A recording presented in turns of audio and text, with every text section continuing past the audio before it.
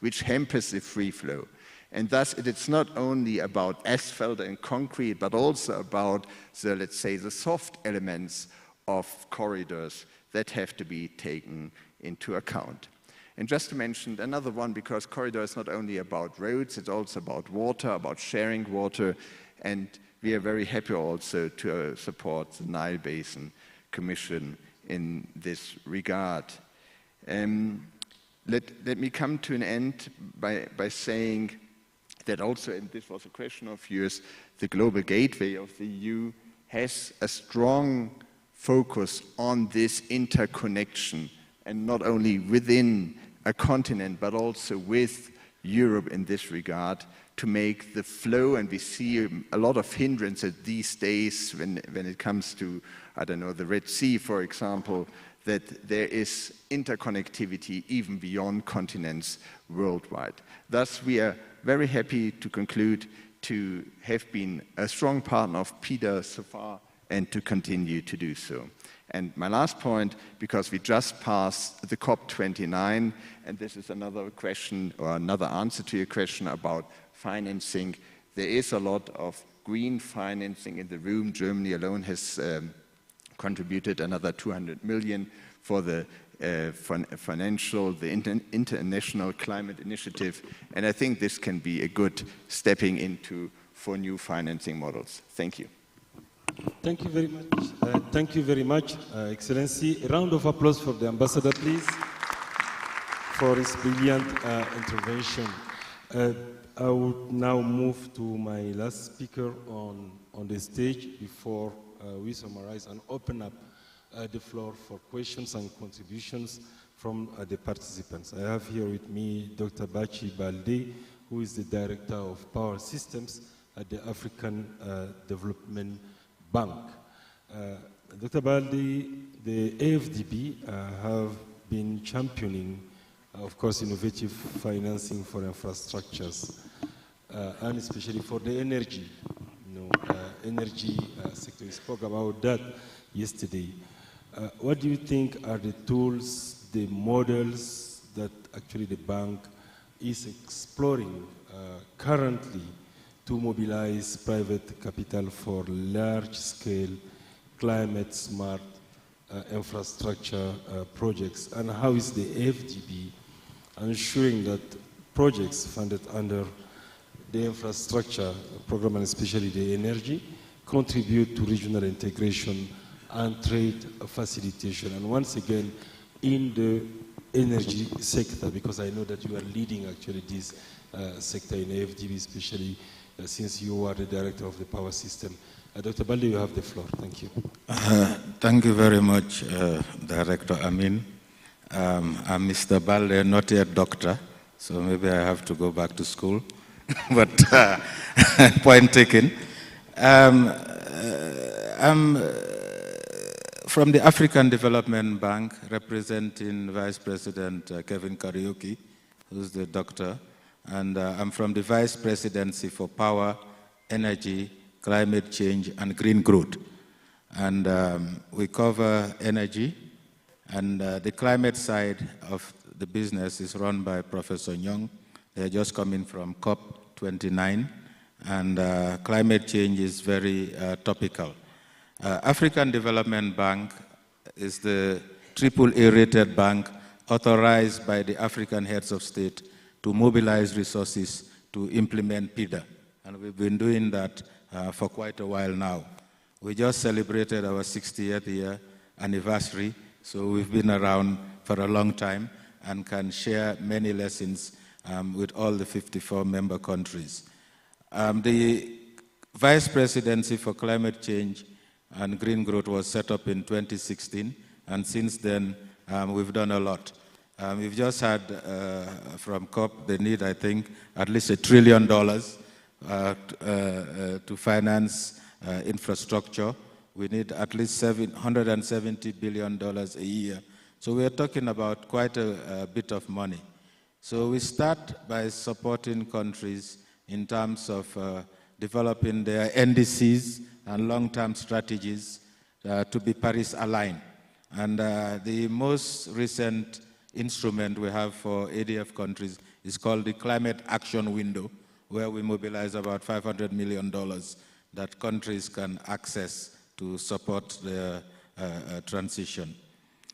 With regard to financing, we do the entire gamut from debt, equity, mezzanine, guarantees, and technical assistance that can take many forms, from internal or external trust funds. And we do a lot of partnerships with all the partners in the room. For the transition, I think for power, I would like to just say that we've been working with AUDA NEPAD on the Continental Power System Master Plan since 2015. We've mobilized over $6 million. So we could think of it as the foundation of the transition. So I personally focus on the power utilities and the power pools to make sure that, one, the utilities are credit-worthy, because if they are not credit-worthy, you can't attract private capital. The capital will go elsewhere.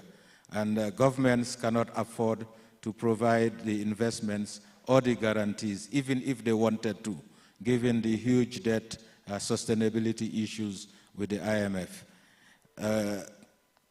We also, so the CMP, we've gone through phase 2, we've had a lot of meetings, and the utilities are central to that.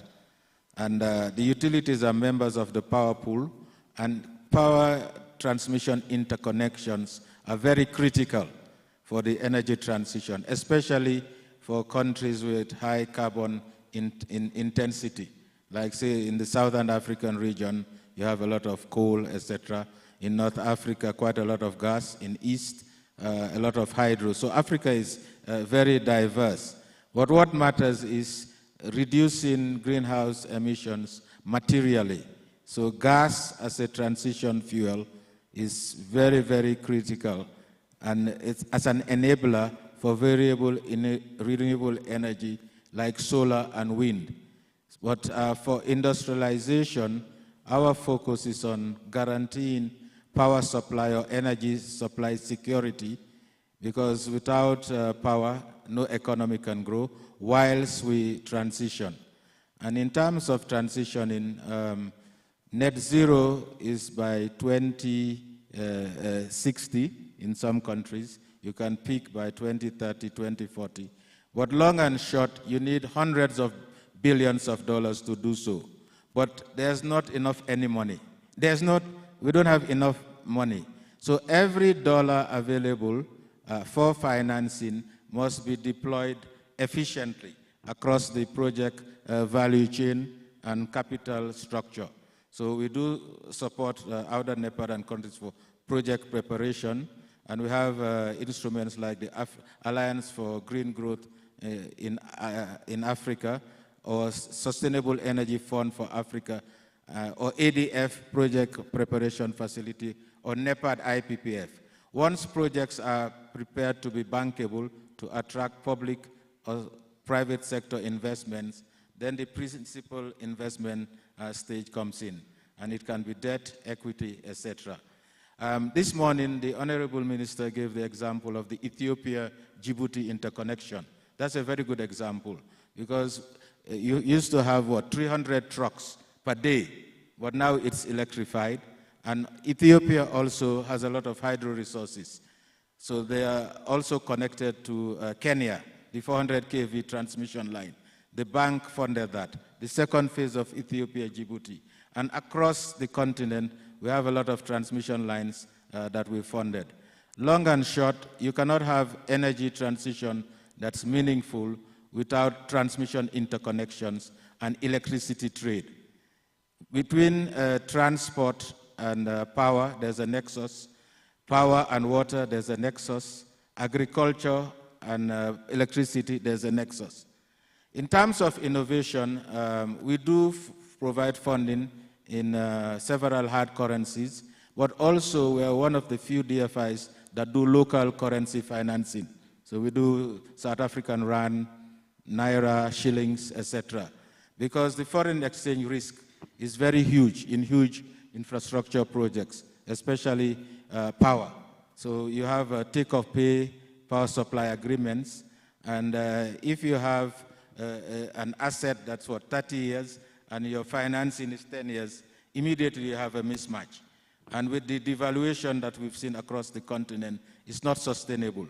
So we attract blended finance also from partners like GCF, and most recently the IMF with the SDRs that have been allocated for emerging markets.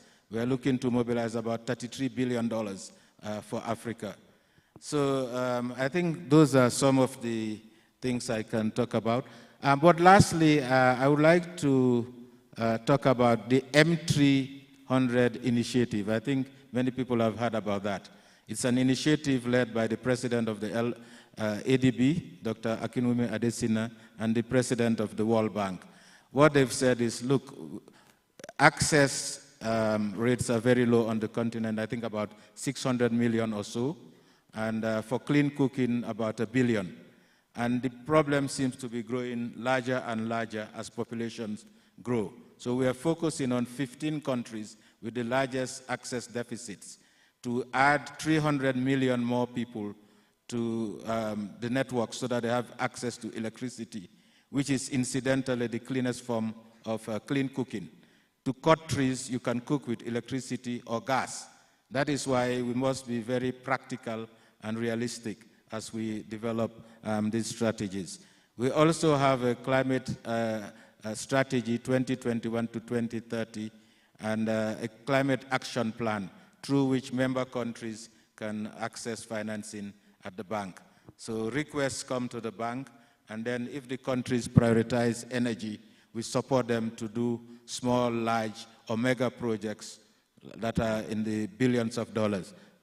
For example, Pandankua in Mozambique is a 1,500 megawatt hydropower project for which we are providing advisory services to the government of Mozambique to not only provide clean energy in Mozambique, but also trade with their neighbors like South Africa to decarbonize the region.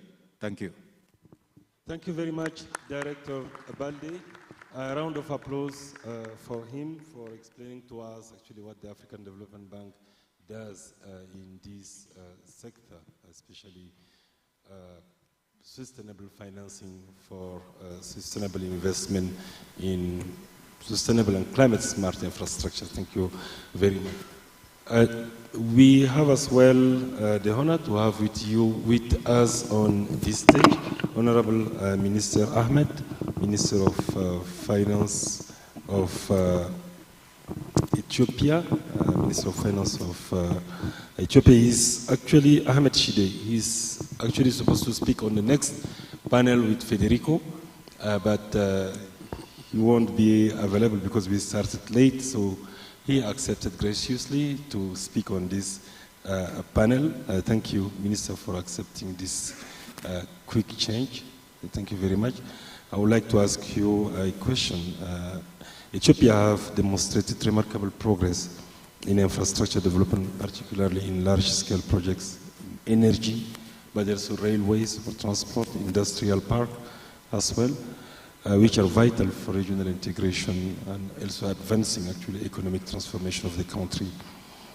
Could you please share with us your experience, Ethiopia's experience in mobilizing financing for those transformative projects? That's number one.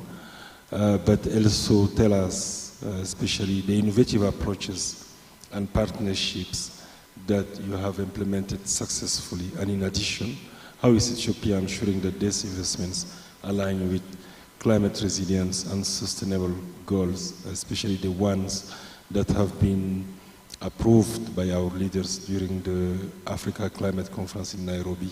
Thank you very much. You have the floor, Honorable Minister. Thank you very much. I'm very much happy as well to be part of this panel.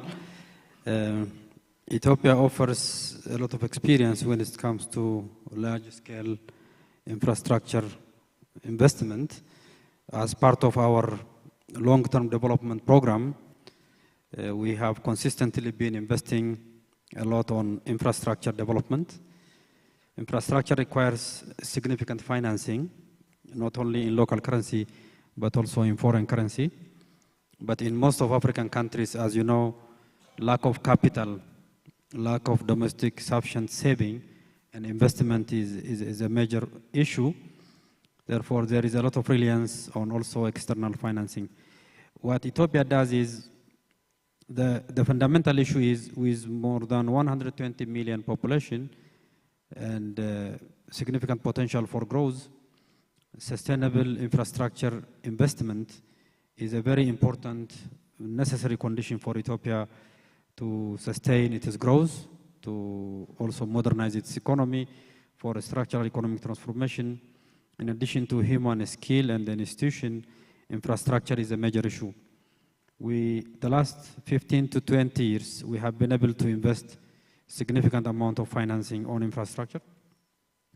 One of the flagship infrastructure projects we were able to implement is Addis Ababa Djibouti Railway, which is electrified railway, which is connecting Ethiopia to Djibouti port. It is a collective investment between government of Ethiopia and Djibouti.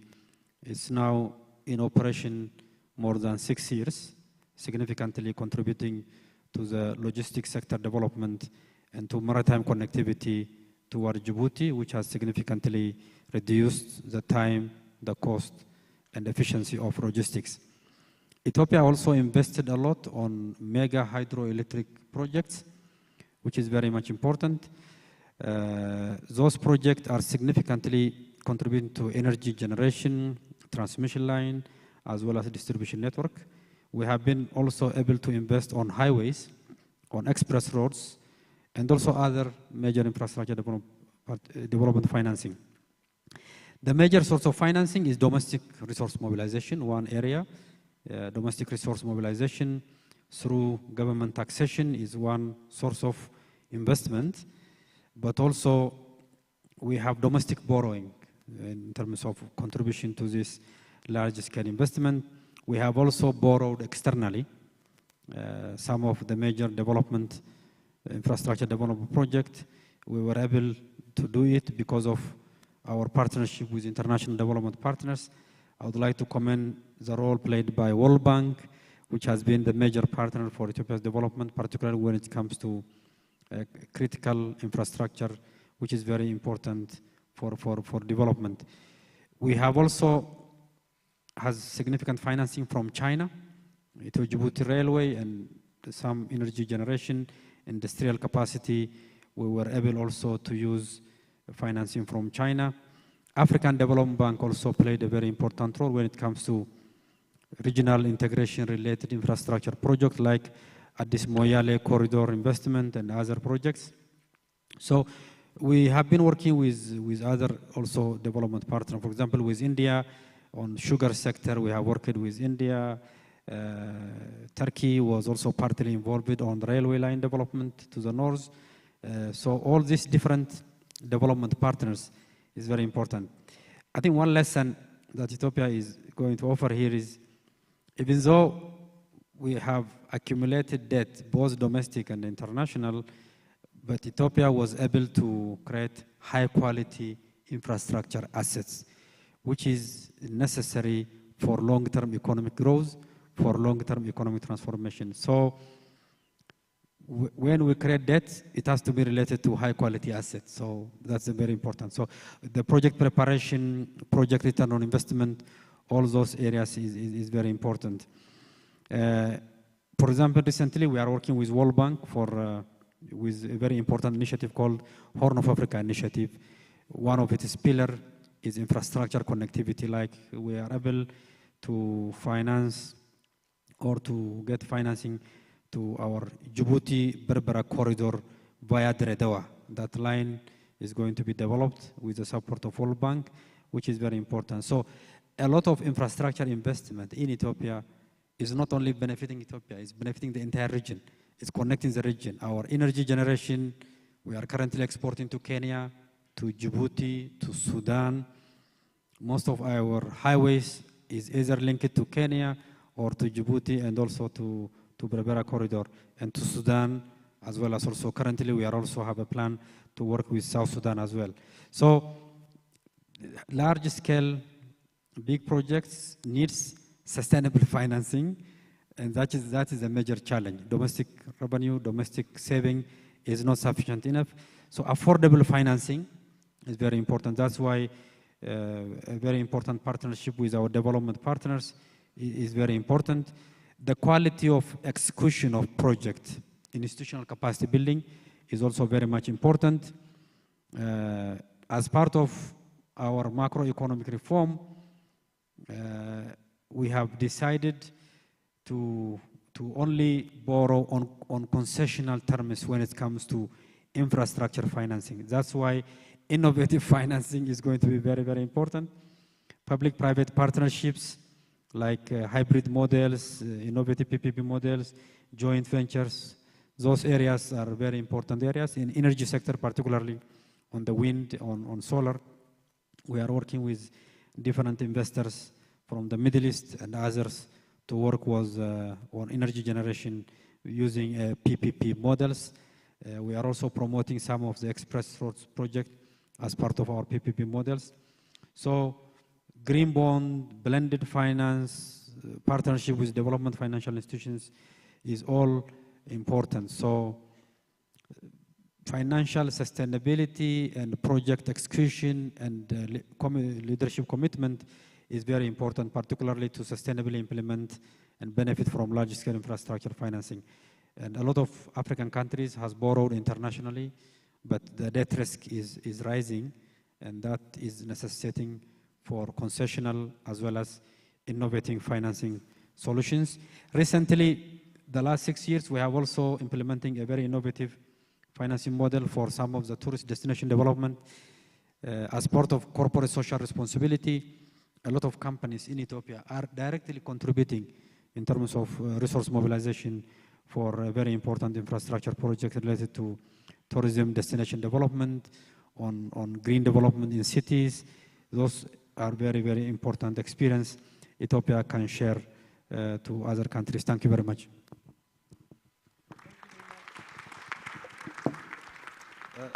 Thank you very much, Honorable Minister. Brilliant response, and thank you for sharing the experience of Ethiopia. Ladies and gentlemen, we could see actually from the responses here that you have to leave. Okay, so Excellency, you want to leave? Excuse you. Round of applause for him, please. Thank you. Yeah, we see from the responses here that in Africa we stopped actually lamenting. We moved into actions. You can see that the session have underscored that we moved away from lamenting and we are really firmly on the path to action. The panel have shared strategies, commitments, but also case studies. They have provided actually examples for how we can actually close the infrastructure financing gap, and at the same time, by doing so, would foster, would accelerate, would advance our regional integration, but also our economic transformation. Few messages about things that are key from what actually I understood here. Institutional capacity is of critical importance. Quality of project preparation is also extremely important. Partnership is key. Public-private partnership is actually crucial.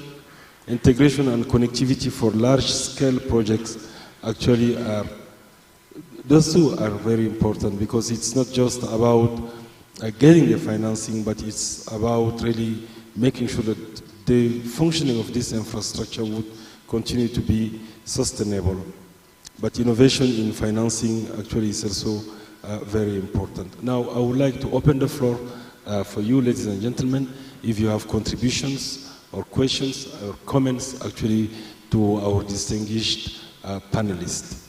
The floor is yours.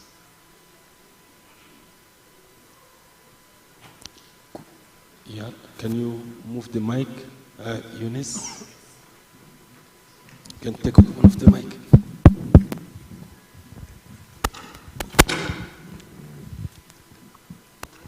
Thank you very much. Vivek Mittal from Africa Infrastructure Development Association. There was a comment earlier about that we don't have enough money for everything that needs to be done in energy security, etc. My question to the panel is the money that we have, is that being used properly? Is that fully deployed? Can you have, so I think the question is noted by the panelists. Another question, we would take a round of 3 questions.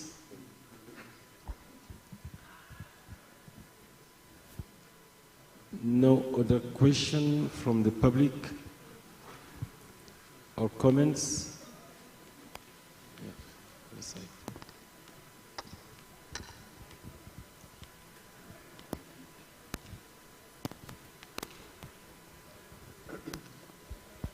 Greetings, this is Dr. Tata from Pan-African Daily TV, and I have a question for His Excellency, the presenter from the Africa Bank. I mean, when you talked about mobilizing resources in terms of finances, are these funds loans or support? And if so, how can we be able to quantify the amount of loans put in by partners or support generally? Thank you. Thank you very much. One last question. I think you have this way.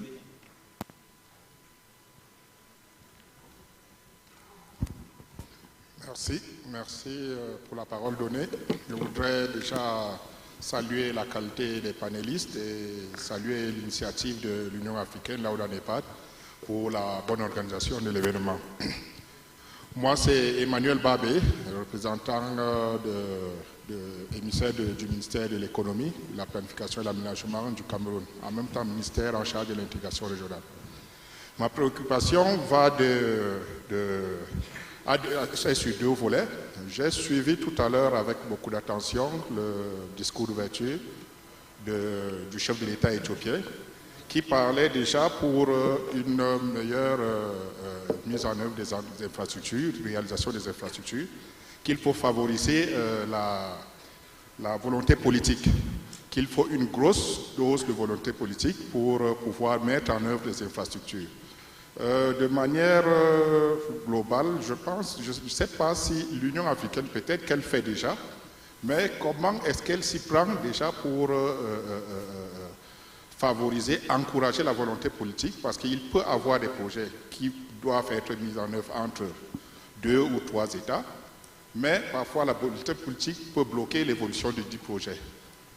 Ça, c'est cette préoccupation. Je pense que peut-être qu'il faut davantage, par des grandes mains visibles ou invisibles, que l'Union africaine puisse mener des actions dans ce sens. L'autre volet revient justement à la question du financement des infrastructures. Qui entre dans la réalisation des infrastructures, comment faire pour réduire les coûts d'intrants dans la réalisation des infrastructures, parce qu'en majorité, la réalisation des infrastructures fait recours à beaucoup d'importations. Donc je pense qu'il faille également mener une réflexion pour minimiser non seulement le coût de production des intrants dans la réalisation des infrastructures, ça pourrait minimiser les coûts. Merci. Merci beaucoup. J'imagine que les questions avaient été traduites, puisque questions actually were the last one. Otherwise, I will do the translation. I think questions, we have 4 questions. That's it. Or do we have another question? One last? One, yeah. Yes, one last, yes. Thank you. I'm Edwin Lau with the Blue Dot Network Secretariat, and the African Union joined the G20 this year. And in the panel, there was a lot of discussion about the need for building institutional capacity. And I was wondering at the African level whether or not you felt that there was a sufficient understanding on the part of developers and also of investors of how to operationalize quality infrastructure investment principles into practices that help to mitigate risk for investors. Thank you.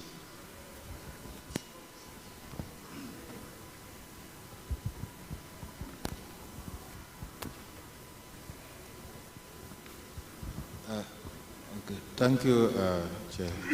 I think I'll start with the question about whether there's enough money is not the problem. It's a paucity of bankable projects.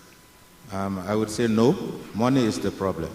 Because if you get expensive money, foreign exchange mismatch, etc., as I alluded to, you have a big problem. If your revenues are in local currency, but you've taken a huge debt that is in foreign currency to service. So if your currency depreciates by 50%, your debt doubles overnight, and you cannot pass it in terms of your tariffs. I'm talking here specifically about power, because that's my area of expertise. But more fundamentally, in any business, you need to have a creditworthy counterparty that can pay their bills. Most of the utilities on the continent are broke and getting broker. And what happens, you ask for guarantees or liquidity support or guarantees from the governments that are also broke. So that is not sustainable. That is why the design and quality of project preparation and alignment in terms of least cost economic value proposition, that's the best guarantee. If you are the best producer of quality in the market, everybody comes to you. So I just thought I'll share that. It's how, one, you design the project. Two, the quality of the sponsor. We have many people who are developers who don't have track record, etc. But if you have quality sponsors, as I'll give Pananko as an example, and if you have a quality sponsor, deep-pocketed, and you have your members, you know them well, that can put risk, then we stand a chance. And ADB and many developers like Africa 50, Africa Finance Corporation, they do private sector development. But the problem is the utilities. If they are broke, they can't pay their bills, that project is not bankable. So that private money will go elsewhere. So that's the problem. So that is why it's critically important to have the environment that can attract domestic and foreign private sector investment that's aligned.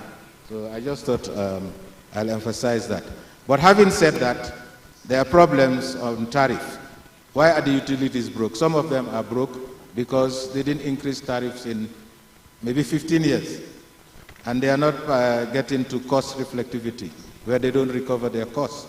In any business, if it costs you 1 and you sell at half, that's not a good business. No private company will come to you. But if your business can give the private sector the returns they desire in a win-win, balanced way, then we'll have very good projects, and there are many examples of that. With regard to costs of production also, extremely important, least cost. And in power is so critical because it has multiplier effects. So if in Asia they're producing power at 10 cents, and we produce at 20 or 30, immediately you're not competitive. So least cost power to drive industrialization is extremely important. And when you trade, like Ethiopia has large-scale power, renewable, they're already selling to Kenya, Djibouti, etc. Tanzania has large hydro, they can sell to Kenya and their neighbors, etc., etc. Egypt is another good example that's already selling outside the continent to Jordan and now, I think, to Greece. Morocco already selling to Europe. So you can use cheap cost renewable power for your competitive advantage. The distributed renewable energy space, mini grids, off grids, there's a space for that also. And if it's well designed, you can attract private capital, and ADB does all of that. The on-grid, the mini grid, the off-grid. And we provide support from grants, which are very scarce now. Even the donor countries, some of them cannot give grants anymore. So that puts pressure on everybody to be more efficient. Thank you very much. Thank you very much, Director. Round of applause. We have the next session, actually, with Federico. We started late, that's why this session we wanted to keep it for 1 hour exactly. Now we are 1 hour and 2 minutes more. So I would give actually the floor to the other panelists to round up actually and give your conclusion for all the questions together. Yes, go ahead, Your Excellency. Thank you. I just wanted to come back to the issue that was raised on do we actually not have resources? It's a combination of things. One is the issue that the financing we're getting is at high cost, and we need to lower that. But the second coin of that is, are we using what we have wisely? Okay, and that, of course, there is room for improvement in terms of the expenditure efficiency, how we are doing things to actually better utilize resources and target it where it's needed. So it's, you know, some of the things that we need to really invest in, and we talked before about things like illicit financial flows. We have studies that shows that we have not, you know, in terms of expenditure efficiency, we have not been getting the highest returns for our investments. So we need to improve on that. On the other side, you know, the issue on bankable projects, and that it's only, the problem is that we lack bankable projects, I would challenge that. Because we have been working on bankable projects, both with Auda Nibad and on, for example, preparation of, you know, a pipeline of green projects that we started working on it, you know, from the time of COP27. And yet, when you go to investors with these projects, they look at it, they examine, you know, the regions, the areas, their exposures, and then they tell you, I like this, but it's not big enough to invest. It's less than $20 million US. Okay, so we face another problem of having that the ticket size of some of these projects are not big enough to attract you know, institutional investors and multilateral development banks. And this is where we can work together to actually create aggregators, whether at a national level, at a regional level, so that when we do have these, you know, bankable projects that we have worked very hard to identify and, you know, design and you know, put together, that we ensure that the funding is actually flowing. So this is one of the things that we need to really push forward, because we do have a number of bankable projects. The other area that I wanted to highlight is the fact that you know, the cost of transport is the highest impediment to our attempts for regional integration. Okay, and for us to address it, you know, we need actually regional infrastructure. We need the regional roads. We need things that we're investing in to actually reduce that cost. And we need to, you know, find the solutions, both in terms of the guarantees, in terms of the, you know, international institutions and African financial institutions to support advancing these regional infrastructure.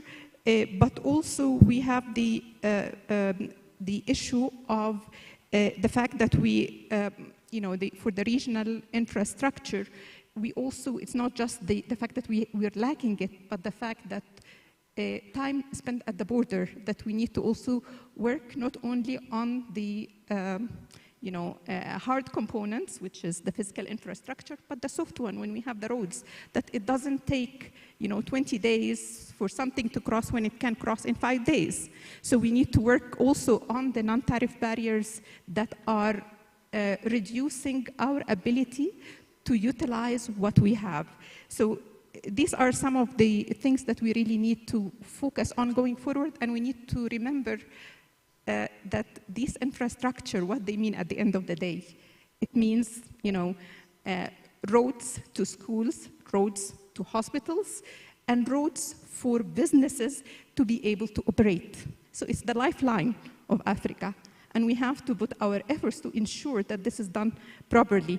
I'd like to end by highlighting a brilliant example that was actually showcased at the Financial Times Africa Summit that I participated in a couple of weeks ago, where they had sustainability projects that were presented by African entrepreneurs, and the winner was a project called Bridges to Prosperity, which basically it's a brilliant idea of using AI to identify bridges that can be built at very low cost over rivers that enable to help rural isolated communities with very low cost, and yet the benefits are huge for human lives. So I think that was a great example from an innovator in Kenya that gives us hope in type of things that we can do to actually, address the infrastructure issues that we have.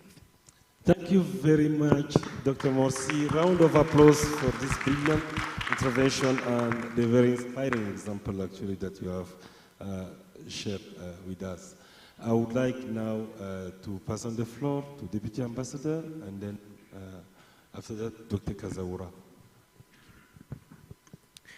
Thank you. I don't want to overstretch your time. Just 2 points on the question of mitigation of risk. And I think infrastructure is always a very long-term investment. So with this regard, I mentioned 2, but there are many more. One risk is stability, political, military, whatever, insurgency. So this is something, I think, crucial for any investor, be it a bank or be it private equity or whatever, into infrastructure. And the second one, and this brings us back in a way to the part of departure about the greening, is climate. And we just experienced in my own country that so many roads and bridges were taken away by floods. So I think we have to, in this regard, be much more aware of harsh weather conditions or even harsher weather conditions we are about to face, also with our hard infrastructure that can be, hopefully not, but might be washed away by floods and heated up by heat waves and whatever. So in this regard, also to mitigate this risk, this is a very technical approach to bear in mind the changing climate condition. Thank you. Thank you very much, Ambassador. A round of applause, please, ladies and gentlemen. And last but not least, Dr. Kazahura, for your response and conclusion. Thank you very much, Director Amin. Maybe I'll make 2 points. In this conversation today, a lot of examples have been given, from our colleagues from the African Development Bank on some of the projects they are supporting in terms of energy, interconnectors, generation in Ethiopia, in West Africa, etc. And we heard from the Minister of Finance of Ethiopia also on some of the mega infrastructure projects they are implementing. Just one thing, to emphasize on, these projects are not being implemented in isolation. We have a continental blueprint or strategy on most of these projects. When we talk about interconnecting countries so that they can trade in electricity, we have the Africa Single Electricity Market, which is supported by the Continental Power System Master Plan, which is the infrastructure component of this, which was well described by our colleague from the African Development Bank, Director Balde Bachi. So you will look at everything we're discussing here. It's not even at the country level. We look at the bigger perspective, and all these projects at the national level are connected to the regional and continental level, responding and speaking to the strategies which we develop at the continental level. Indeed, Dr. Morsi said, the cost of transport currently in the continent is the highest compared to any other region, which is very true. It's the reason that, we have, as one of the Agenda 2063 flagship projects, the implementation of the Africa Integrated High-Speed Rail. We believe transportation of goods on rail will be much cheaper as compared as transporting them on roads, which also addresses the issue of climate action. So all these initiatives which are being spearheaded at the continental level, which we are implementing in very close collaboration with AUDA NEPAD, in particular my dear brother Director Amin, aim to address some of these challenges which have been raised in our discussions today. Thank you very much. Thank you very much, Dr. Kazahura. Ladies and gentlemen, the conversation around infrastructure in Africa, we have demonstrated that it's not anymore a conversation about challenges.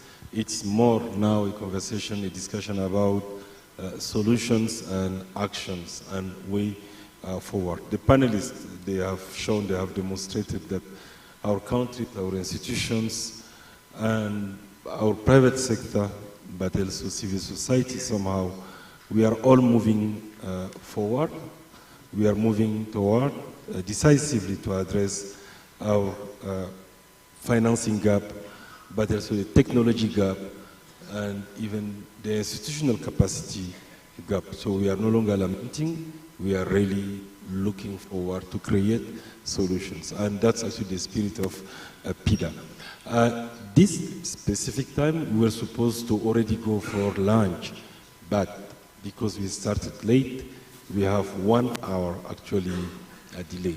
We were supposed to have the second panel actually, this is the time the second panel was supposed to be concluded, which is a panel organized by Odane Patton OECD, moderated by Federico, who is here, and at 2:30, we were supposed to start another panel moderated by Director of Regional Integration at the World Bank, Madame Buteina, as well.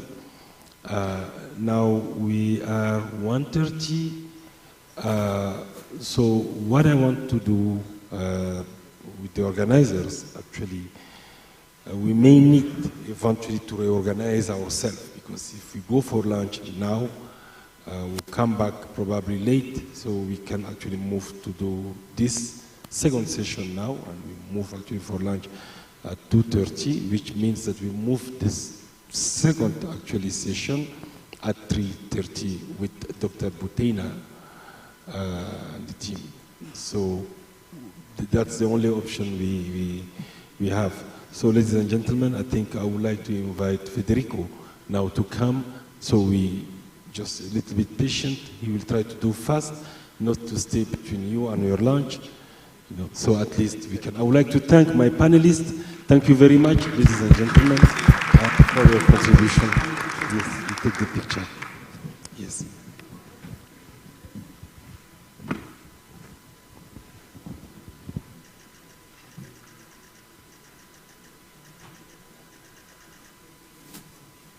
Thank you very much.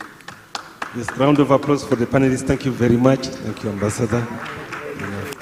Thank you, Director. Thank you, Director. Yes, yes. Thank you, Excellency. Thank you very much for being here. Yes, yes, yes, yes. Yes. Thank you. Good morning. My task is to keep you interested between now and the lunch break. So I will do my best to do so. I would like to invite the panelists for our round table to join me here on stage. Madame Marie-Thérèse Chantal Mfoula. Madame Maria-Thérèse, Commissioner for Territorial Development and Infrastructure at the ECAS Commission. Thank you. Please applaud.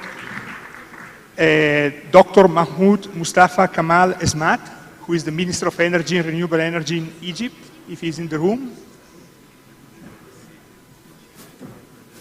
The Deputy Ambassador of the European Union, please. Ms. Buteina Guermasi from the World Bank. And we should also have a representative from Chad, but I don't know whether he has already arrived. Please. So I am very lucky because I am in a panel with 3 female speakers, and for once, it's not a manel, so please join us wherever you want. Please, you can sit here, and I will sit in the middle.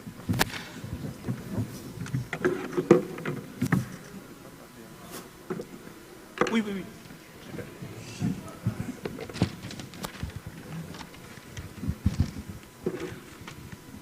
So, our roundtable is meant to discuss opportunities to prioritize investment in infrastructure given a very tight fiscal situation in most African countries. We have heard in the previous panel how important it is to implement infrastructure projects, how innovative instruments are being deployed to finance this project, but we also know that African governments, ministries of finance, face very tight budget constraints. So the question is, how can we secure funds from the public sector, from the private sector, to implement the projects that are so important for the transformation of Africa. In fact, one very important question that we need to ask ourselves, bienvenue, thank you. One very important question that we need to ask ourselves is, okay, très bien, super. One very important question we need to ask ourselves is investing in infrastructure, but infrastructure for what? You know, Africa as a young continent, 29 million people every year reaching working age. These people looking for a job, the current structure of economies in Africa not producing enough quality jobs. And we have also heard in the opening by His Excellency, the Chairperson of the African Union Commission, the persistent challenges of poverty in many African countries. So we should never forget that investment in infrastructure is invested for transforming economies, creating jobs, and improving the quality of life of Africans. Question is, how do we finance it when we know that tax to GDP ratio on average in Africa is 15%? If you compare to Latin America, it's 23. If you compare to OECD member countries, it's 34. So already you start with a significant gap in public resources. Second, we know, colleagues from the United Nations have produced an excellent report, that the cost of paying back debt has increased tremendously, and in many African countries, governments are spending more in repaying debt than what they are investing into education or health. So second important challenge is the very high cost of debt. Third is that, as we have heard in the previous session, there is a very high perceived risk or a perception of lack of bankable projects that would reduce the appetite for investors to come into Africa. So the question to be in front of us, and I will ask the distinguished panelists here, is what can we do in this very difficult context of fiscal consolidation, high cost of capital, high debt burden? What can we do to mobilize more financing, public and private, for infrastructure? At the OECD, and I will conclude on this, we have teamed up with AUDA-NEPAD and with the Africa Center for Economic Transformation to launch a project that looks at investment ecosystems for infrastructure in Africa. My colleague Bakary Traoré, who's here, leads the project. And if you're interested to know more, please reach out to us.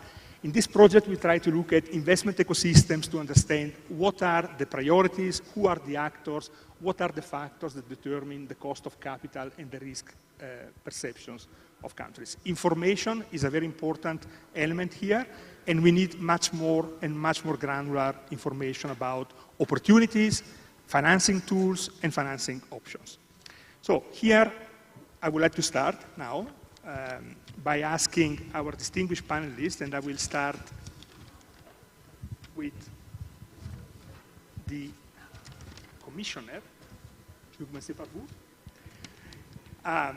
You represent here the ECAS Commission, and you represent here the ECAS Commission, and what I would like to understand from you, if you can tell us briefly, what are some of the most critical barriers that your countries, your member countries face when it comes to financing infrastructure, and how the implementation of the PIDA program helps the countries to overcome those barriers and mobilize more financing?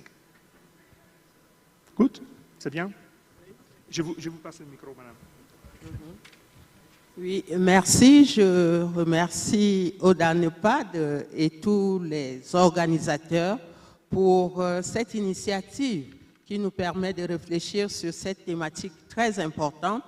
Et je dirais qu'au niveau de l'Afrique centrale, les pays sont, comme vous l'avez dit, en proie à une dette qui les amène à faire des priorisations des secteurs à financer, et le secteur des infrastructures reste très important. Nous avons des difficultés au niveau de la préparation des projets. La préparation des projets parce qu'il faut des études pour rendre ces projets bancables et permettre d'attirer les investisseurs. Il y a des études qui mettent long, il faut des études techniques, institutionnelles, environnementales. Et comme vous le savez, la sous-région Afrique centrale est une région de forêt, une région où il y a beaucoup de réserves d'eau. et certains partenaires insistent sur les études environnementales, nous avons un projet où on a dû reprendre ces études environnementales pour que le partenaire technique et financier puisse s'engager. Donc, nous remercions ORDA-NEPAD qui, par son fonds de préparation de projets, IPPF, nous a accompagnés, notamment pour certains projets, comme ce que nous appelons CD14, Corridor de développement 14, c'est-à-dire la construction d'un pont entre Bangui en RCA et Zongo en RDC, et l'aménagement des chaînons manquants sur le corridor entre Zongo, Kisangani, Bujumbura et entre Kisangani et Kampala. C'est le chaînon manquant d'une transafricaine qui permet d'arriver vers la Namibie, l'Afrique australe. Et nous remercions donc ce qui a été fait. L'étude sur le pont est achevée. Nous devons mobiliser les ressources maintenant pour construire ce pont, puisqu'il y a un phasage. La phase 1, c'est le pont. Et nous avons la BAD qui nous accompagne, c'est le chef de file, qui est en train de mobiliser d'autres partenaires comme l'Union européenne, comme la Banque mondiale, pour qu'on puisse réaliser cela. Ces difficultés peuvent aussi être rencontrées au niveau même de ces forêts qu'il faut protéger. Comment parvenir à concilier la conservation des forêts et l'aménagement des infrastructures terrestres forestières, de même que nous avons ces difficultés. Ce qui est le nerf de la guerre, c'est au niveau des financements. Et nous souhaitons que notre sous-région, qui regorge de potentialités, puisse être au centre de ces financements, et nous nous orientons désormais vers d'autres modes de financement, comme les partenariats publics-privés. Mais il faut les vulgariser, il faut la formation, il faut harmoniser les législations nationales pour que nous puissions prospérer. Nous avons également le blending qui est pratiqué particulièrement par l'Union européenne, et l'Union européenne nous assiste dans plusieurs projets, qu'ils soient des projets d'infrastructures terrestres de transport ou d'énergie. Actuellement, nous acheminons vers l'opérationnalisation du centre régional des énergies renouvelables dont le siège est à Luanda. Nous avons également des mises en concession. Et là, nous avons l'un des projets au niveau de la République du Congo, oui, Brazzaville, où la route nationale numéro 1 est mise en concession. Et le gouvernement a pu concilier les fonds chinois avec ceux de l'Union européenne, et nous voulons expérimenter ce modèle-là dans les autres pays. Pour les PPP, nous avons la construction du pont sur le fleuve Congo entre Brazzaville et Kinshasa, et le prolongement du chemin de fer entre Kinshasa et Ilobo. La BAD nous a assistés pour commettre des études qui sont finalisées. Africa 50 en assure la structuration. C'est un projet qui sera financé en PPP. Il y a déjà 6 entreprises qui ont été préqualifiées, mais il y a des problèmes qu'il faut résoudre antérieurement, des problèmes politiques. Nous avons également dans notre sous-région des problèmes de sécurité qui entravent parfois des études qui mettent long, parce qu'il y a la sécurité que nous devons assurer afin que nous puissions attirer les partenaires, les investisseurs, mais je voudrais les rassurer que la région n'est pas dangereuse et que nous faisons tout avec les autres départements en charge de paix et sécurité, affaires politiques, pour que la région soit stabilisée. Venez, nous vous attendons, nous vous assurons déjà la protection des forêts, nous assurons la protection des tourbières qui conservent même plus de gaz carbonique, alors qu'en dessous de ces tourbières, il y a du pétrole. Donc, la COP 29, j'espère qu'elle a pensé à cette sous-région en matière de finances climatiques. Je vous remercie. Merci. Merci beaucoup, Madame la Commissaire. Je crois que votre invitation était très claire et qui nous permet aussi de faire rentrer dans l'équation du financement la question de la nature et de comment, dans la discussion sur le financement des infrastructures et le financement de l'adaptation au changement climatique et de la mitigation du changement climatique, les pays riches en nature, en forêt par exemple, peuvent utiliser ces endowments, ces ressources, comme une source d'accès à de la finance innovante. Je vais maintenant me tourner aux représentants du Tchad. Donc on va commencer par les représentants africains et après on va parler aux deux partenaires au développement. Vous avez, monsieur, une longue expérience dans le domaine des infrastructures et vous représentez ici des leçons que vous pouvez partager avec nous en termes de attirer plus de financement durable pour les infrastructures. Si vous pouvez répondre en 7 minutes, je vous serai reconnaissante. Si vous pouvez répondre en 7 minutes, je vous serai reconnaissante. Merci de nous donner l'occasion de nous exprimer sur cette question plus que cruciale pour non seulement l'Afrique et l'Afrique centrale particulièrement, mais le Tchad en particulier. Je vais me priver de répéter déjà la situation panoramique présentée par qui plus est la personne la mieux indiquée, la commissaire, la CEAC en matière d'infrastructure, et qui m'offre l'occasion, moi, en tant que substitut de mon ministre, de parler des questions d'infrastructure et de l'expérience du Tchad. Le Tchad a décidé de mettre en place un mécanisme de préparation des projets d'infrastructure, justement pour répondre à votre question.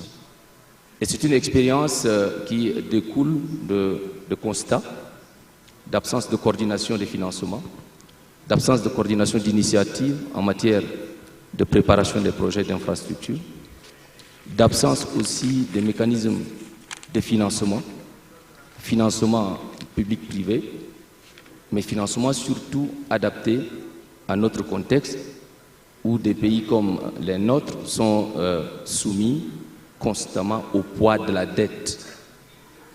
Faire face au paiement de la dette, mais aussi répondre aux besoins pressants, légitimes et nécessaires d'infrastructures comme base de valorisation de nos fortes potentialités.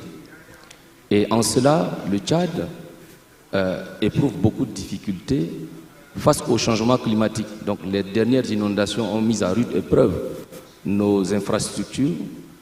Ensuite, eh bien, l'afflux continue depuis 2003 des réfugiés à toutes nos frontières qui sollicitent non seulement nos maigres ressources financières, mais aussi appellent, chauffent nos ressources naturelles sur lesquelles pèse ce nombre important de réfugiés que nous accueillons partout. Le dernier exemple, ce sont les Soudanais. L'autre défi, c'est le défi sécuritaire. En tant que directeur général du Fonds spécial de préparation de projets, que je préside, mais aussi en tant qu'ancien ministre de Plan, puisque j'ai déjà suivi ces questions, le lac Tchad, qui est une zone connue de tous, ne peut pas aujourd'hui être investi par les grands projets de corridors. Pourquoi, vous savez? Pour des questions de sécurité. Comment est-ce que les infrastructures, face à la question de sécurité, peuvent-elles être développées en même temps qu'elles ont déjà le défi de financement, de la préparation même des études, l'expertise même dont nous ne disposons pas en matière de préparation des projets de qualité et aussi la structuration des financements. Madame la commissaire parlait de blending, parlait de PPP, de BOT, de concessions. Ça nécessite de l'expertise. Le Tchad n'a pas besoin que de financements dans les infrastructures. Le Tchad a besoin aussi d'expertise en matière de financement. Expertise nationale qui constitue le vis-à-vis, n'est-ce pas, de l'expertise internationale. Pourquoi je vous le dis? Parce que dans la plupart des cas de mobilisation des ressources des partenaires traditionnels, donc la Banque mondiale, la Banque africaine de développement et ainsi de suite, nous avons, faute d'expertise confirmée, généralement été soumis aux missions d'experts étrangers, disons étrangers entre griffes, qui venaient pour appuyer, à combler ces gaps. ce qui allonge la durée de préparation des projets, chose qui n'est pas favorable aux pays qui sont en retard comme les nôtres. Ensuite, à la non-valorisation des ressources locales. Donc, nous voudrions vraiment profiter de ces occasions pour apprendre, mais aussi pour lancer l'appel à venir au Tchad pour former les capacités, mais pour aussi préparer les projets structurants basés sur nos potentialités. Je vais terminer en disant que la volonté politique y est, puisque nous sortons d'une transition et que les nouvelles autorités politiques nationales mettent les priorités sur les infrastructures. À cet effet, un forum international sur les infrastructures va être organisé, co-organisé, disais-je, avec l'ODA-NEPAD, que je salue, que je remercie, pour lequel on a signé un accord hier, à aider le Tchad à préparer, à co-organiser ces forums internationaux sur les infrastructures. Du 24 au 27 février 2025 à Djamena au Tchad, auquel nous invitons tous nos partenaires ici. Et pourquoi est-ce qu'on a décidé de faire ces partenariats? Justement pour combler ces gaps criants, critiques en expertise, mais aussi en lobbying, en communication sur le Tchad et ses potentialités. Forte potentialité. Un grand pays d'1 284 000 km², doublement enclavé de l'intérieur et de l'extérieur. Mais c'est un pays d'une opportunité sans pareil. Le Tchad, c'est un peu le centre des Afriques, où quand vous construisez des corridors, vous pouvez relier l'Afrique du Nord à l'Afrique subsaharienne et de l'Est à l'Ouest, vous voyez. Mais tout ceci reste des projets, des envies, mais que nous n'arrivons pas à concrétiser tout seuls. Je termine en parlant surtout de l'éthique dans l'investissement en matière d'infrastructure. L'équité dans l'investissement en matière d'infrastructure. Il y a des zones de confort où, même sans effort, les investissements sont faits, mais d'autres, pour des raisons critiques de sécurité, comme Madame l'a dit, ou peut-être de la qualité des préparations de ces projets, eh bien, l'investissement n'arrive pas. Donc nous souhaitons, puisqu'on connaît le problème, d'aider à combler, à retraiter ces problèmes et permettre à certains pays africains, notamment le Tchad, n'est-ce pas, à profiter pas qu'à profiter, mais à mettre aussi à la disposition de l'Afrique et du monde, n'est-ce pas, cet espace important, cet espace géographiquement stratégique qu'est le Tchad au centre de l'Afrique. Merci. Merci beaucoup. Thank you very much. Director General, you raised some very important points. You raised the point of financing, which is affordable and appropriate for the local context, taking into account, for example, the growing importance of debt repayments. You spoke about the impact that climate change is increasingly exerting on infrastructure and the challenges that security concerns are also having in reducing the opportunities. You spoke about the importance of building national expertise that can support project preparation, and you concluded, I think, with a point that is very important for the topic of this panel, which is the importance of having clear priorities in the budget concerning what infrastructure project should be prioritized and funded. And this brings me to my first point, that is infrastructure for what? And I think that in a moment where taxpayers and every ministry are requested to make an extra effort, every infrastructure project, every project needs to prove its quality, its impact. And I think that this is a very nice segue into Karin, Deputy Ambassador here for the European Union to the African Union. And the point on the quality and the impact of the infrastructure has been repeatedly stressed in the G7, in the G20, and by the European Union in the framework, for example, of the Global Gateway Initiative, where member countries have stressed the importance of using resources to build infrastructure that lasts in time, so maintenance costs that are manageable, infrastructure that are responsible in terms of their impact on the communities, on the environment, but also on that, and infrastructure that contribute to local job creation and development.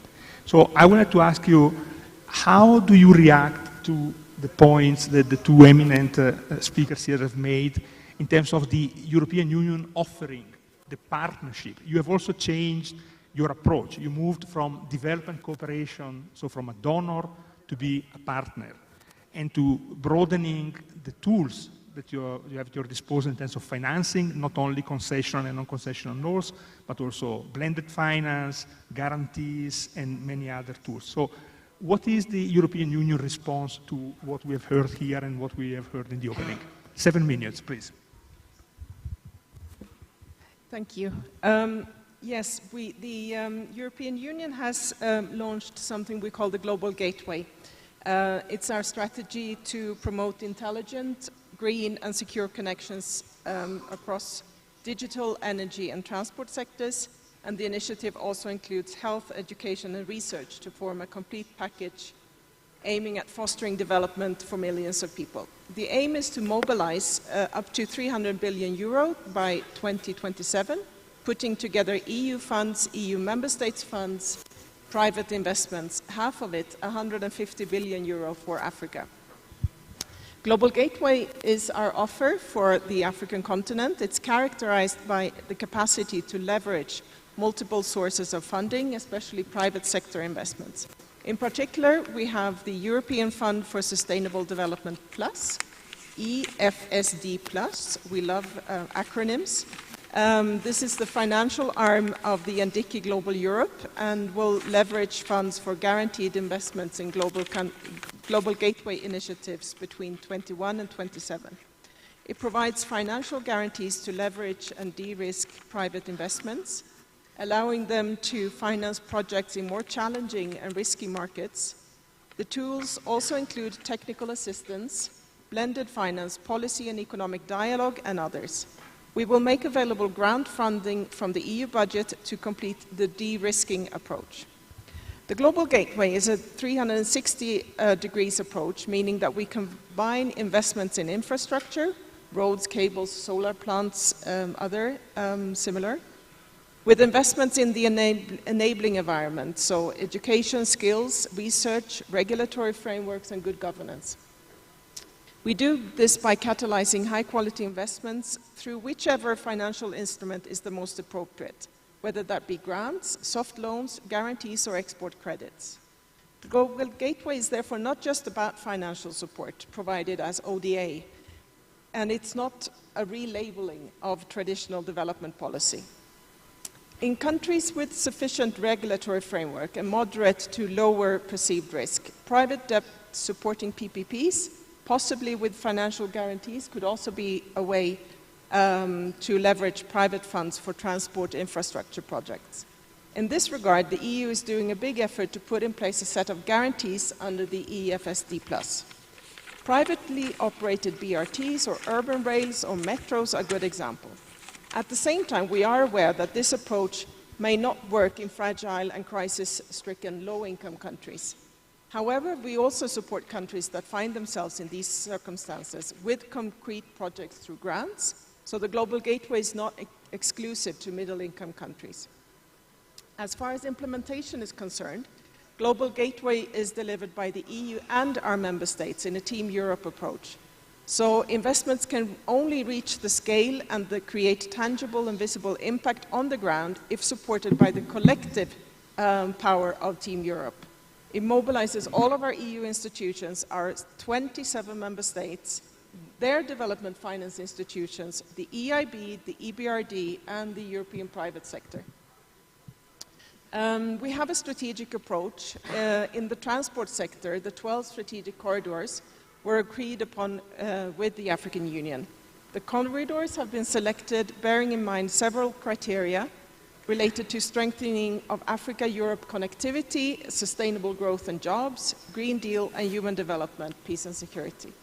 Finally, us international partners, we're only a part of the solution.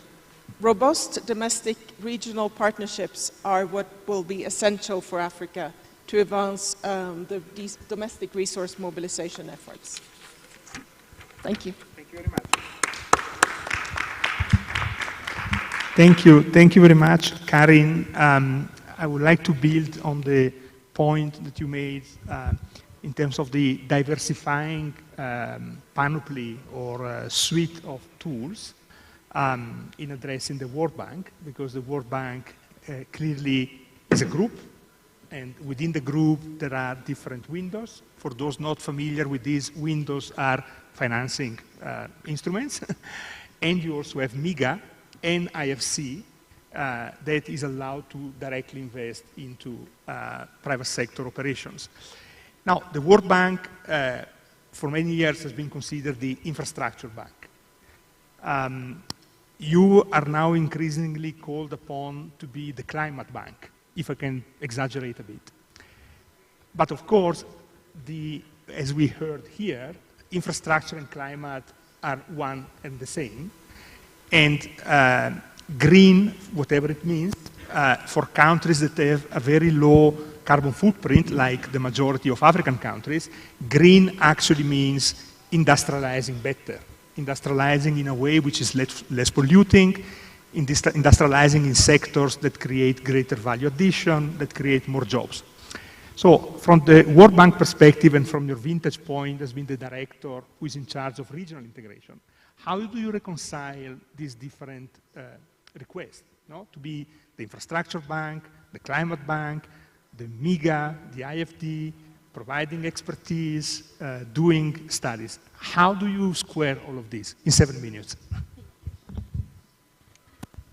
Thank you very much for the question, and I'm really delighted to participate and also have heard very carefully the presentation of the previous speakers. So, I mean, one thing that is very clear is the importance of infrastructure. I think today we cannot talk about our own goals of eradication of poverty and the shared prosperity on a livable planet if we don't have the infrastructure. So it is foundational. It's the mother of all foundation. It's something on which we can build jobs, we can build prosperity, we can build green, we can build everything. So a starting point for us, we've been working very hard on the infrastructure sector with the support of the clients, with partners, and we will stay in that priority. So far, if we look, your question was about regional integration. So far, we have a program on regional integration that covers infrastructure, about 36 projects that are ongoing, about 10 billion projects that are under implementation. And here we look at energy. It's very important. We're working on transmission lines. We work closely with WAP. We're very proud that WAP today arrived to connect 14 countries. We're working with the East Africa Power Pool.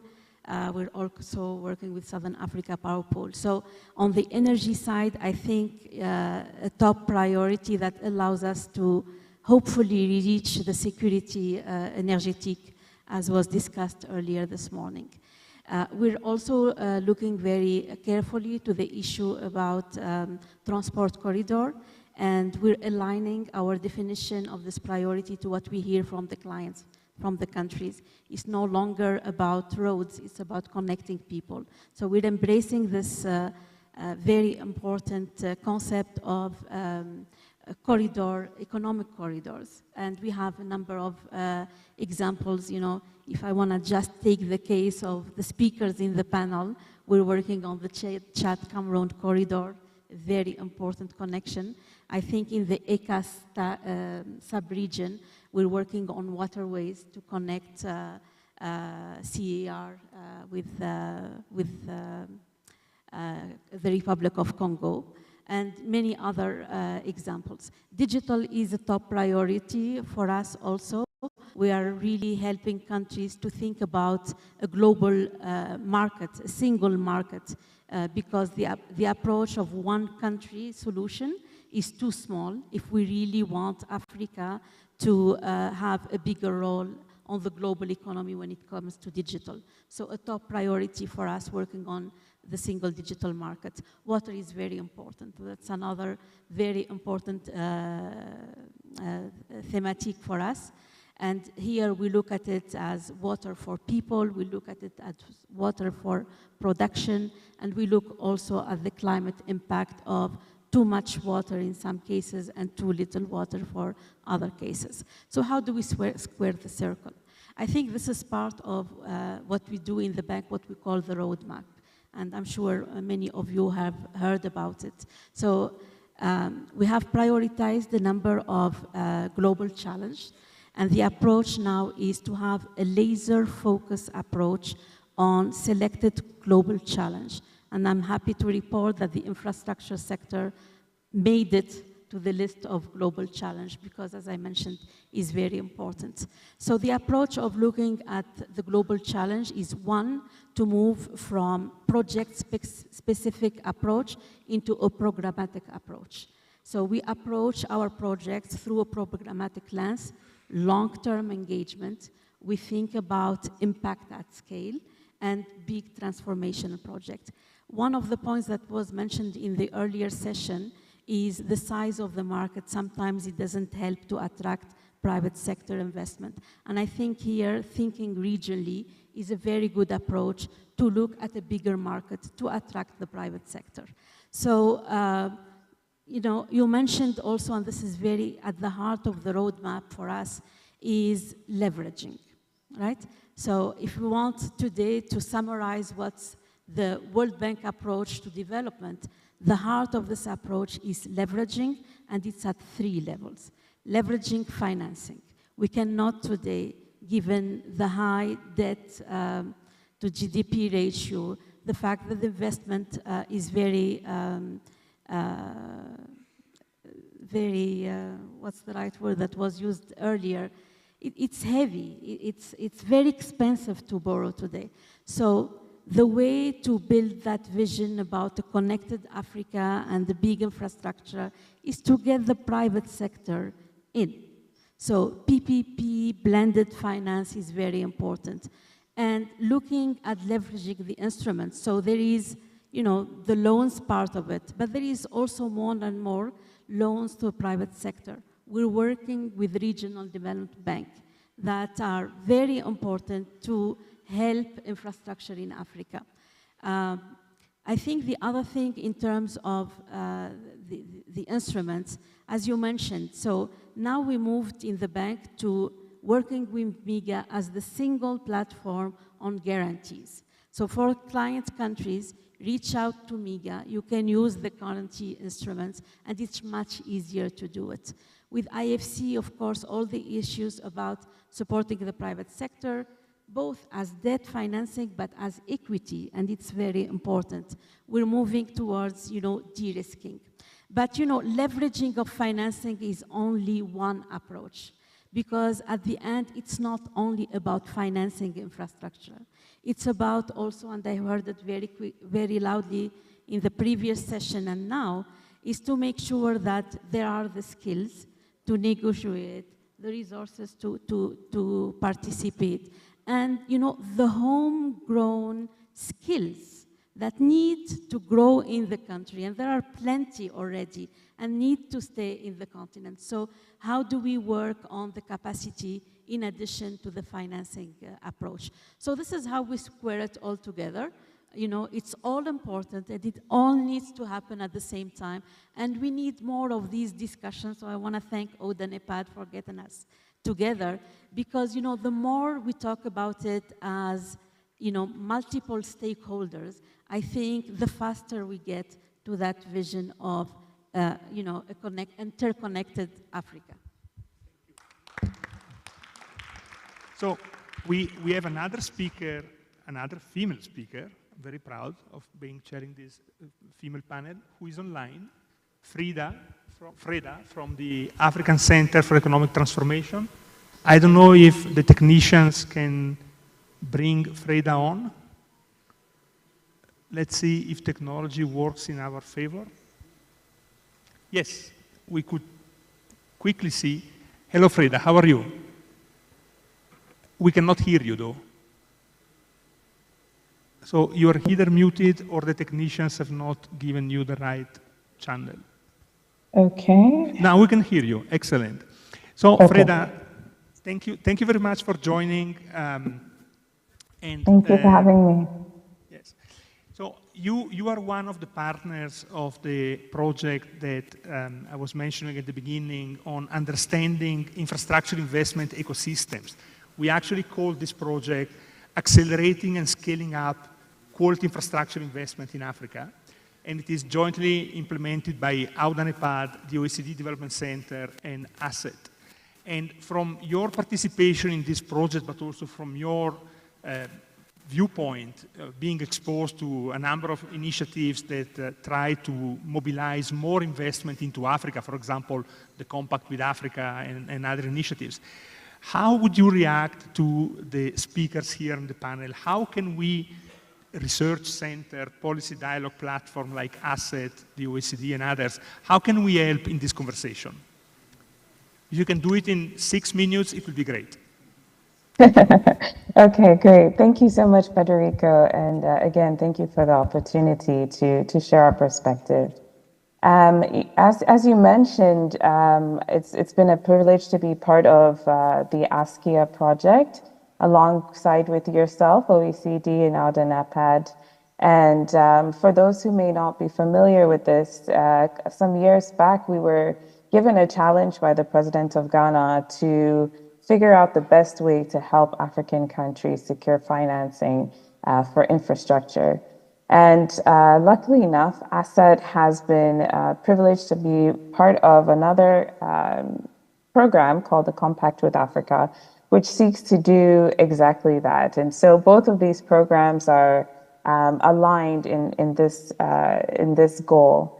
And so one of the first things I would say as a Policy Research Institute is conducting research on various things. First of all, how do we improve financing, the financing structure? So ASSET is very much involved in conversations around the global financial architecture and how we can advocate for more equitable structure. And also looking at, issues of relevance for us, for instance, digital infrastructure and climate finance. Within the context of CWA, for instance, we have 13 African countries who are trying to genuinely raise funding for some key projects. And so the first question is, what are these projects? Do we have a good pipeline of projects? Are they well structured? Is there investor interest? Are we able to connect with G20 countries and private sector who are interested in these projects? And so outside of having these conversations, we're facilitating peer-to-peer learning engagements. For instance, we're going to be in Morocco next week, looking at digital infrastructure and bringing together the likes of PPP units, ministries of finance, ministries of digital and infrastructure to actually focus on some of the key issues at hand. One of the other things that came up was this ongoing conversation about projects that are not well structured. And so from our perspective, one of the things that we felt we can contribute to is building the capacity of infrastructure professionals in these areas. And so we're training on project finance and project development in the hopes that we can collectively bring countries closer to well-structured projects that investors can really take a look at and engage on. So those are some of the things that we're looking at, especially also, looking also at the issues like the high cost of capital. So many African countries have talked about the issues of their credit ratings and how this impacts them. And so we have other platforms like Amplifying African Voices, where some of these issues are being tackled and addressed. So many ways of looking at it. First, from the research perspective, to make sure that we are aligned. Secondly, from practical tools and sort of walking our infrastructure professionals through things like structuring projects.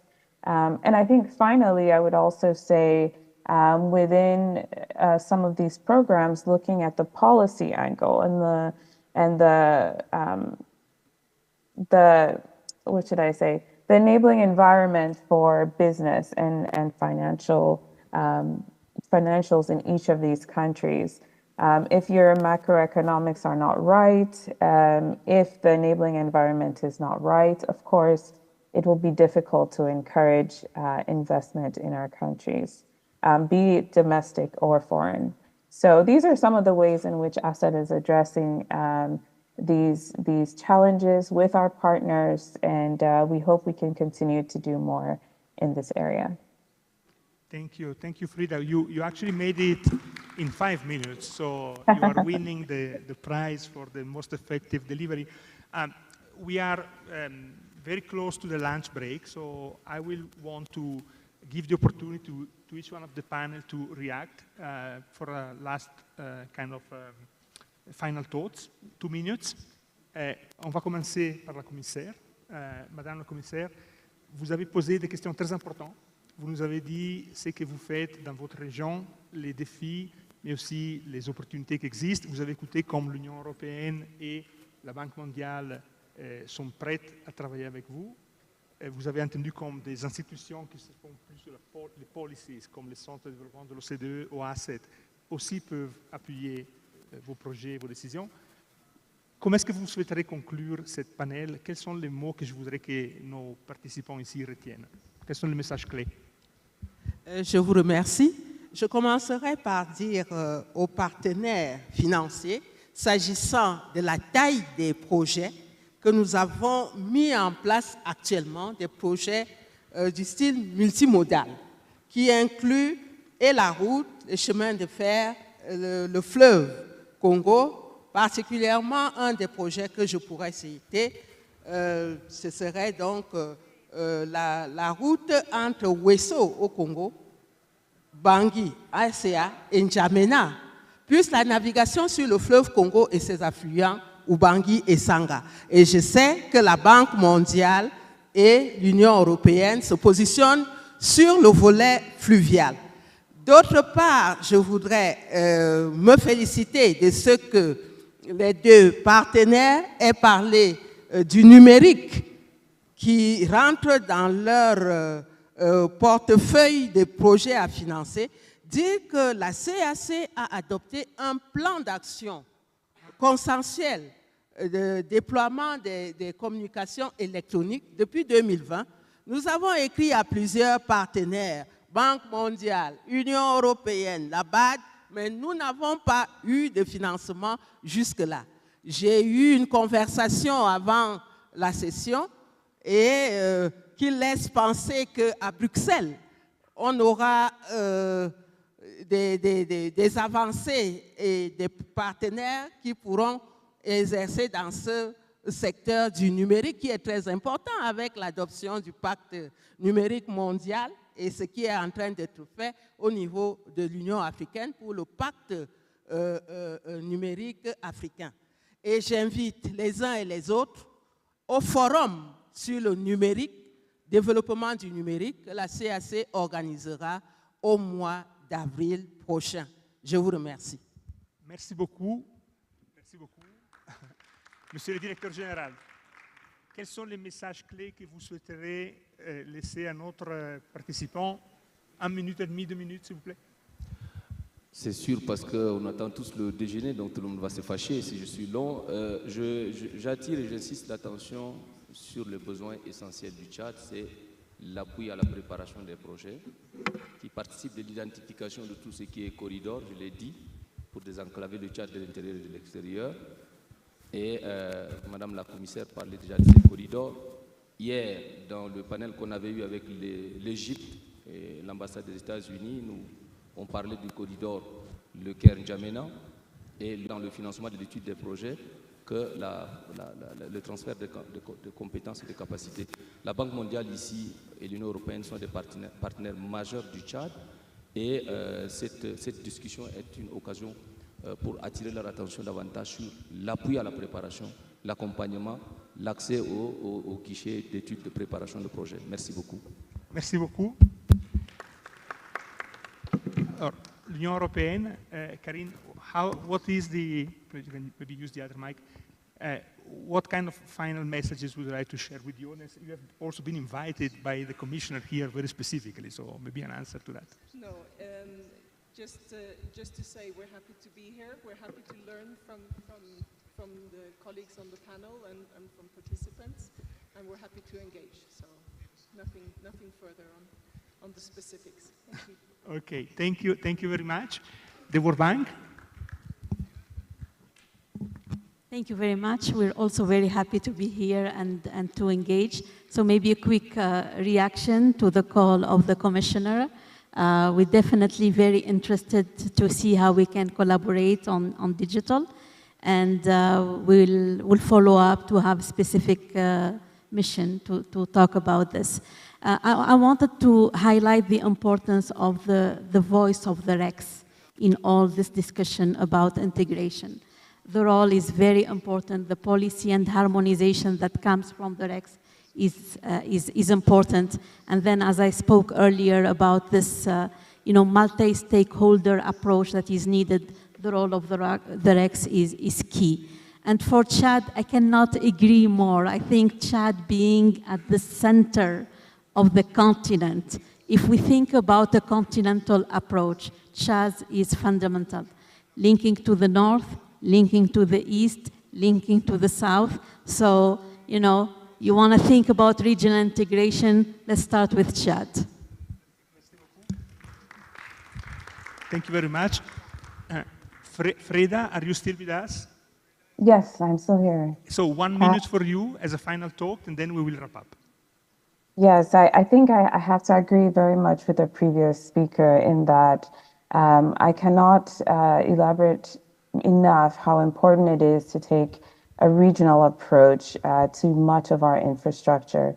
As many have said, there is strength in those numbers, and there's interest for investment when we can bring together a greater group of countries around some of these investments.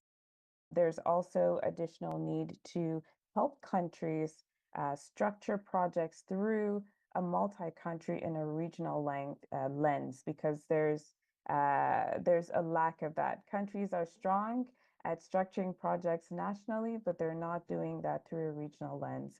And so I would love for us to build more capacity in that area to strengthen project development from a regional perspective. So those are my 2 cents.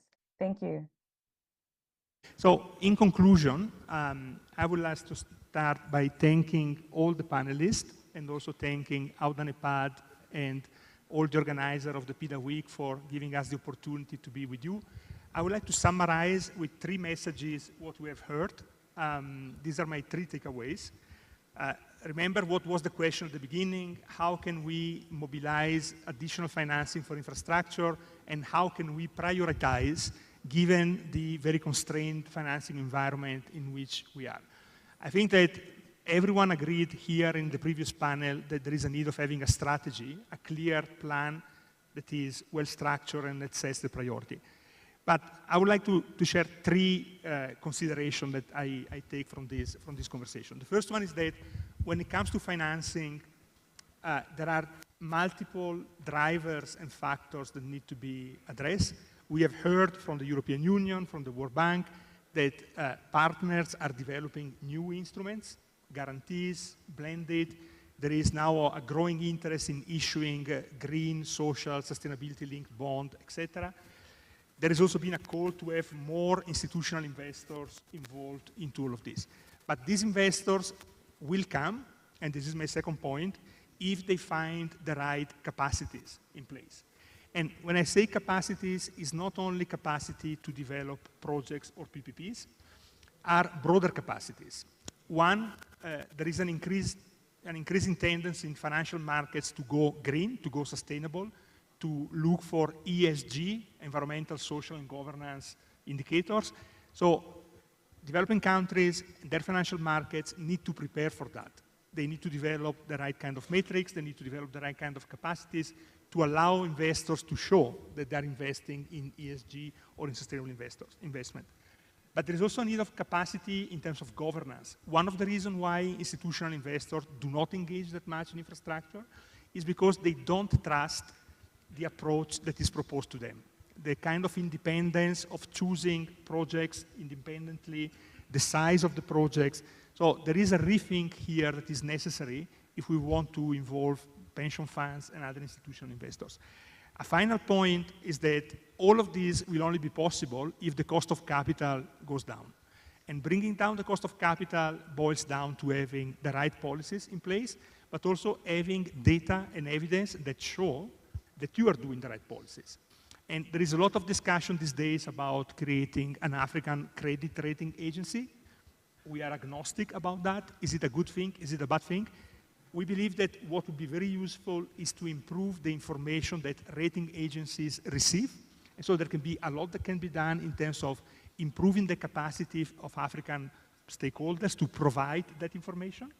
But you also need to collect that information. And this is where I want to conclude, because at the OECD and at the African Union, we have now launched a new project, and I would like to invite all the countries here to be in touch if you're interested, a project that is called Africa Virtual Investment Platform, which is, has been endorsed by the African Union, the OECD, and more recently by G7 leaders, that aim at improving the granularity and the availability of information about ecosystems for investment in Africa.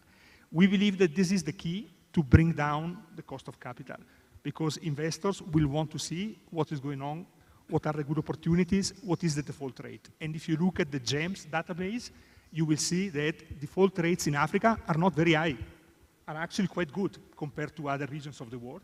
The problem is that the projects are too little. So the projects that make it to the final stage are excellent. They don't fail. They don't default. But those projects are too little. And I think that PIDA is a great place for us to discuss how to increase the number of projects that make it to the final stage. With this, I would like to invite you to join me in applauding our speakers, and then we can move to lunch. Thank you.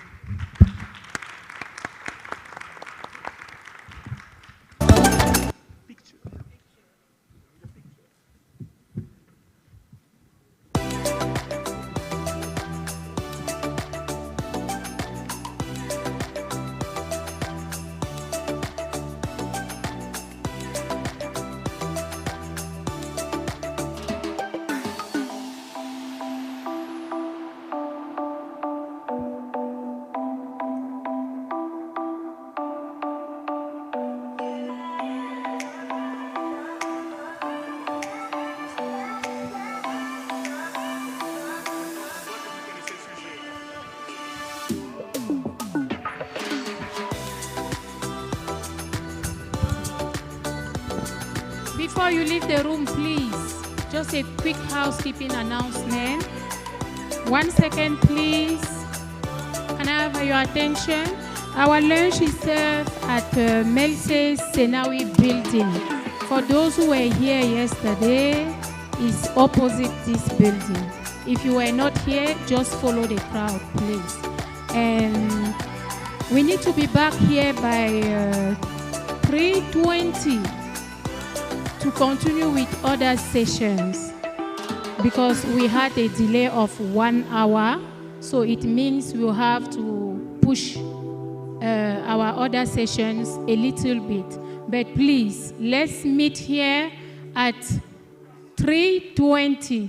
And for all delegates, journalists, our REX colleagues, the Power Pool, and anyone that received a ticket from AUDA, from GIZ, please make sure you see me. Rose, are you in? Rose, can you stand, please? Wave your hands. Can you see me or Rose, please? Just after lunch. Thank you very much. Enjoy your lunch and see you soon.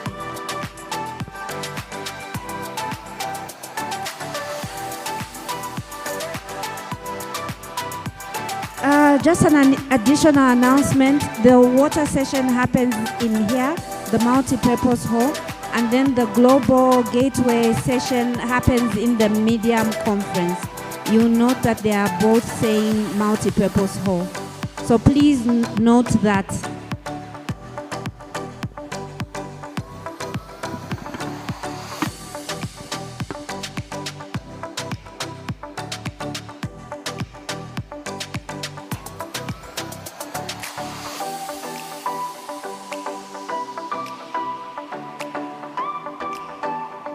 Recording in progress.